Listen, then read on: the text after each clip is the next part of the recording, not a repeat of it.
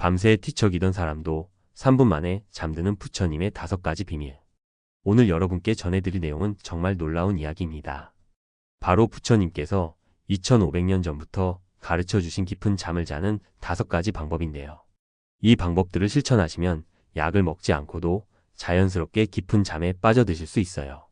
지금 이 순간에도 밤마다 뒤척이며 잠 못 이루고 계신 분들, 새벽에 깨서 다시 잠들지 못해 고생하시는 분들에게는 정말 큰 선물 같은 내용이 될 거예요.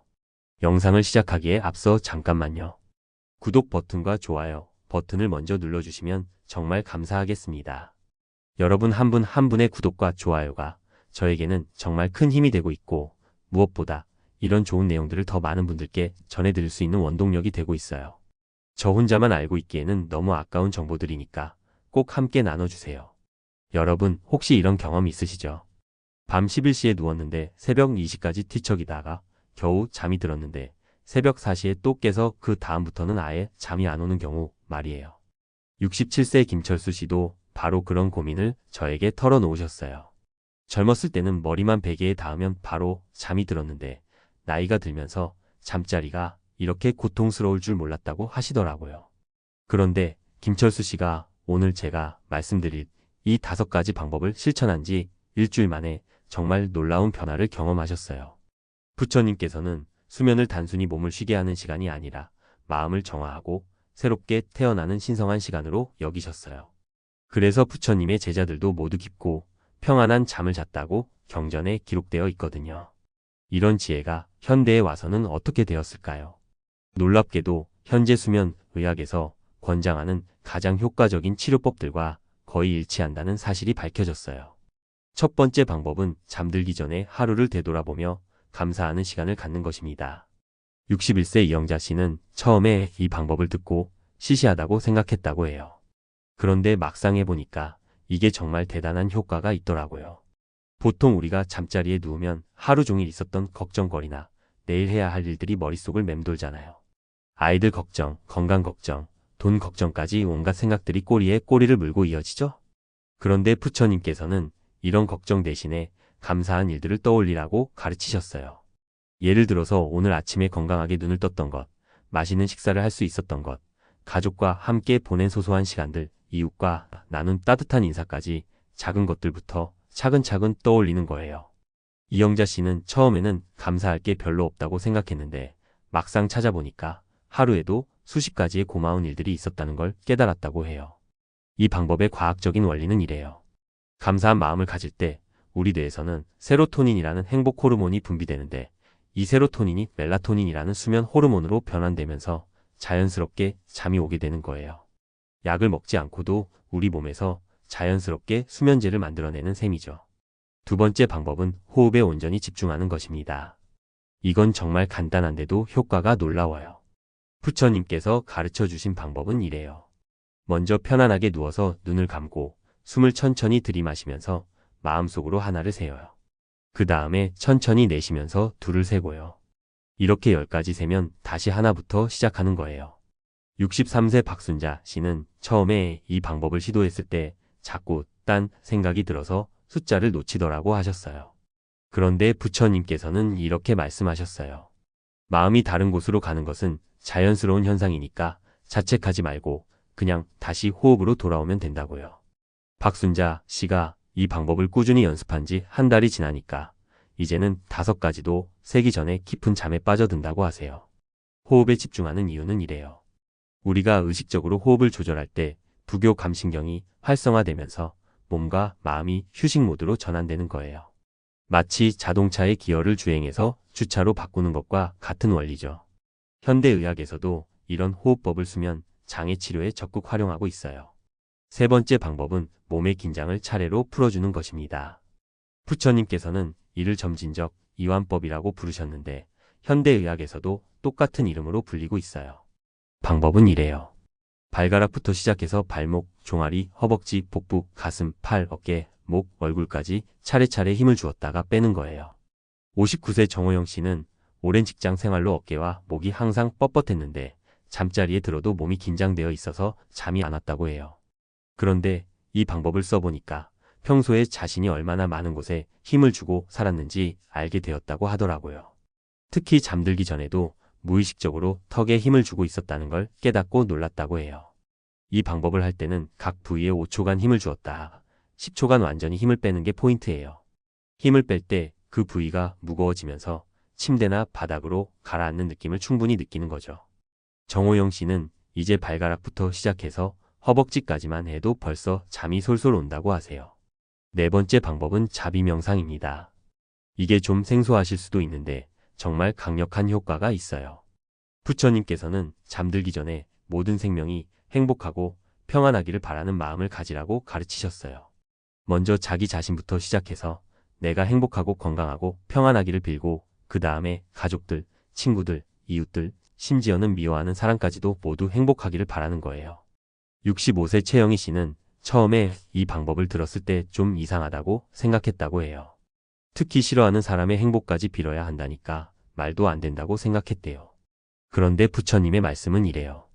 미움과 원한을 품고 자면 그 에너지가 우리 몸과 마음을 계속 긴장시킨다는 거예요.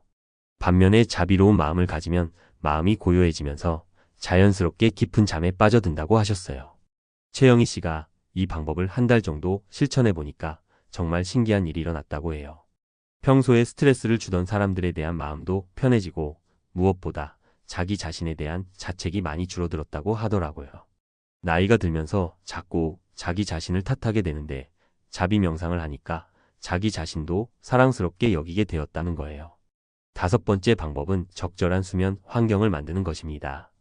부처님께서는 조용하고 어두운 곳에서 주무시길 좋아하셨어요. 숲속의 고요함 속에서 깊은 선정에 드셨던 것처럼 우리도 최대한 자연스러운 환경을 만들어야 해요.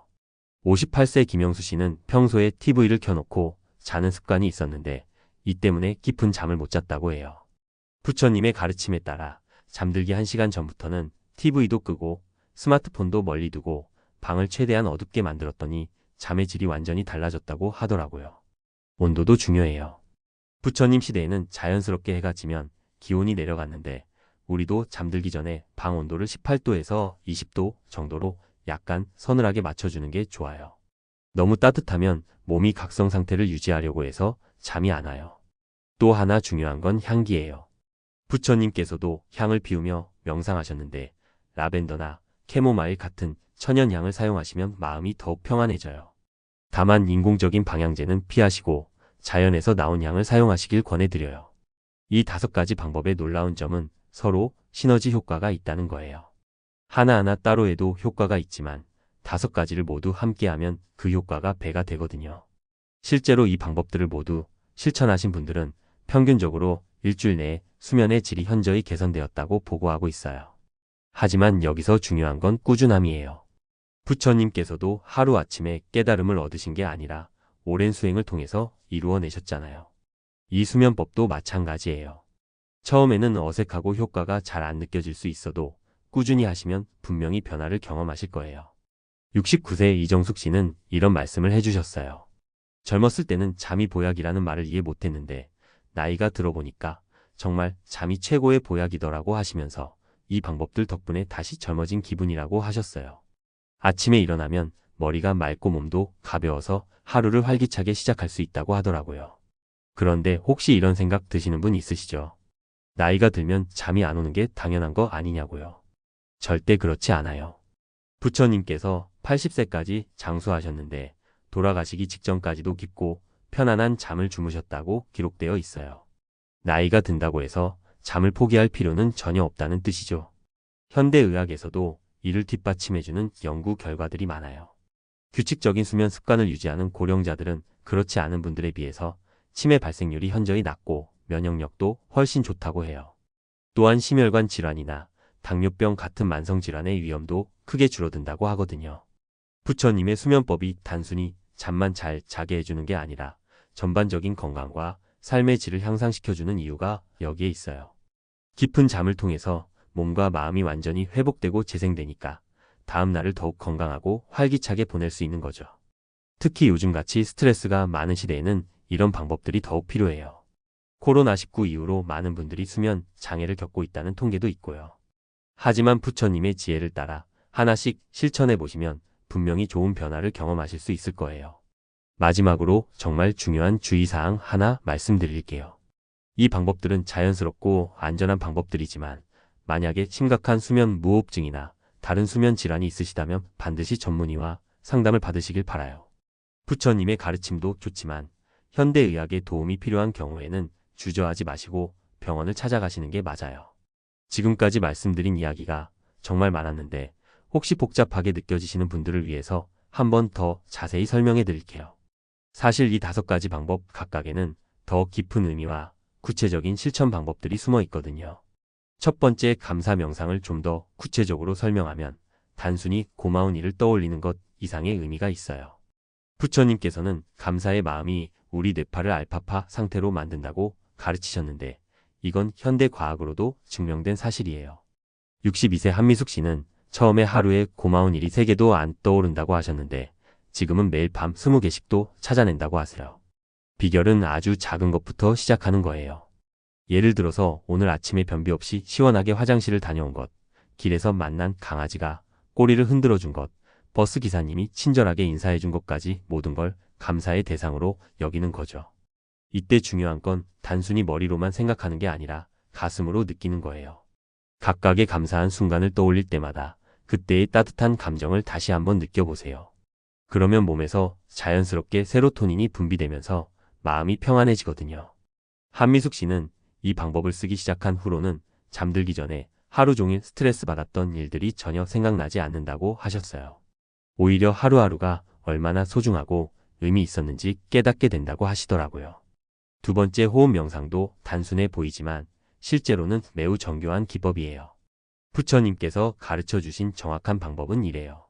먼저 코로 4초간 천천히 숨을 들이마시고 2초간 잠깐 멈춘 다음 6초간 입으로 천천히 내쉬는 거예요. 이걸 4-2-6호흡법이라고 부르는데 이 비율이 부교 감신경을 가장 효과적으로 활성화시킨다고 해요.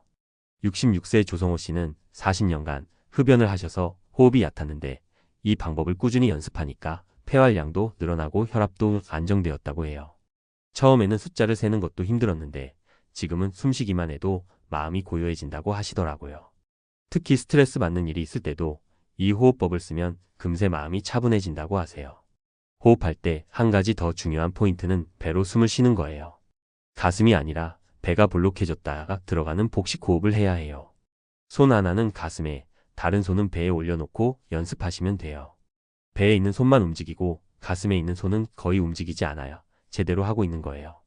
세 번째, 점진적 이완법은 정말 과학적이면서도 실용적인 방법이에요. 우리가 근육에 힘을 주었다가 갑자기 빼면 그 근육은 이완되기 전보다 훨씬 더 깊게 이완되는 특성이 있어요. 이걸 이완 반응이라고 부르는데 부처님께서는 이미 2500년 전에 이 원리를 알고 계셨던 거죠. 58세 박영철 씨는 건설 현장에서 일하셔서 온몸이 늘 뻣뻣했는데 이 방법을 배우고 나서는 매일 밤 전신 마사지를 받는 기분이라고 하세요. 특히 어깨와 목 부분을 이완할 때는 10초간 어깨를 귀 쪽으로 끌어올리듯이 힘을 준 다음에 확 떨어뜨리는데 그때의 시원함이 말로 표현할 수 없을 정도라고 하시더라고요. 이 방법을 할 때는 각 부위별로 충분한 시간을 가져야 해요. 발가락은 5초간 바닥을 움켜쥐듯이 움츠린 다음 10초간 완전히 펴고 종아리는 5초간 단단하게 긴장시킨 다음 10초간 축 늘어뜨리고 이런 식으로 차근차근 하는 거예요. 박영철 씨는 이제 허벅지 이완까지만 해도 벌써 잠이 쏟아진다고 하세요.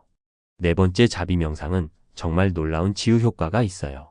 부처님께서는 원함과 미움을 품고 잠들면 그 부정적인 에너지가 꿈속에서도 계속되면서 진정한 휴식을 방해한다고 가르치셨어요. 반대로 자비로운 마음을 품고 잠들면 꿈도 평화롭고 아침에 일어났을 때 마음이 맑고 상쾌하다고 하셨죠. 64세 김순덕 씨는 시어머니와의 갈등 때문에 10년 넘게 잠자리가 고통스러웠다고 해요.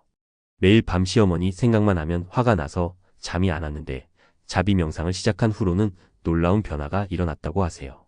처음에는 시어머니의 행복을 진심으로 빌 수 없었지만 억지로라도 계속 하다 보니까 어느 순간부터는 정말 마음에서 우러나오게 되었다고 해요. 자비 명상을 할 때는 이런 순서로 하시면 돼요. 먼저 내가 건강하고 행복하고 평안하기를 빌고 그 다음에 가장 사랑하는 사람, 좋아하는 사람, 중립적인 사람, 미워하는 사람 순서로 확장해 나가는 거예요. 각 단계마다 그 사람이 정말로 행복해하는 모습을 머릿속에 그려보면서 진심으로 축복해주는 거죠. 김순덕 씨는 이 명상을 하면서 자기 자신에 대한 자책도 많이 줄어들었다고 해요. 나이가 들면서 자꾸 못난 자신을 탓하게 되는데 자비 명상을 하니까 자기 자신도 사랑스럽게 여기게 되었다고 하시더라고요. 그래서 이제는 잠들기 전이 하루 중 가장 평화로운 시간이라고 하세요. 5번째, 수면 환경 조성은 정말 세심한 부분까지 신경 써야 해요. 부처님께서는 자연과 조화를 이루며 사셨는데 우리도 최대한 자연에 가까운 환경에서 잠들어야 해요. 온도는 18도에서 20도 사이가 가장 이상적이고 습도는 40%에서 60% 사이를 유지하는 게 좋아요. 60세 이광수 씨는 평소에 TV를 켜놓고 자는 습관이 있었는데 이 때문에 깊은 잠을 못 잤다고 해요. 부처님의 가르침에 따라 잠들기 2시간 전부터는 모든 전자기기를 끄고 방을 완전히 어둡게 만들었더니 수면의 질이 완전히 달라졌다고 하더라고요.